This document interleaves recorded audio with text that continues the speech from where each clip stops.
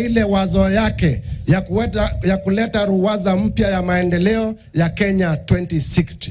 Kwa sababu nchi ambazo tulianza nazo, ikiwemo nchi za Singapore, nchi za Malaysia, nchi za Thailand, ambazo uchumi wake pale mbeleni ulikuwa sawia na uchumi wa Kenya, hii leo zimeendelea kwa sababu ya viongozi wenye maono na ziko mbele yetu. Today Singapore wanatengeneza ndege, wengine wanatukopesha pesa, na tulikuwa kiwango moja ya kiuchumi pale mbeleni. Tusifanye siasa ya propaganda, tusifanye siasa ya uongo.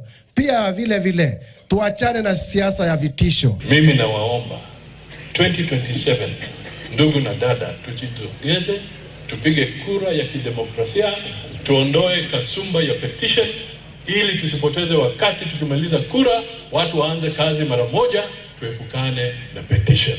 Ndio kwa sababu mimi nasema tusidanganyane ati kwamba itakuwa tu rahisi hivi. It will take much more.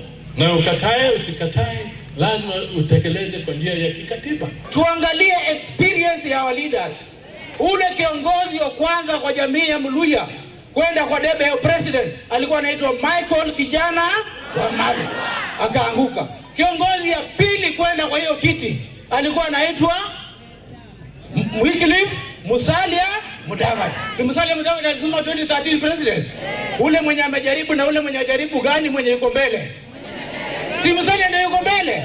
Tusidanganyane. 2032 sisi tuna install huyu Musalia Mudavadi as our presidential candidate kwa chama cha UDA.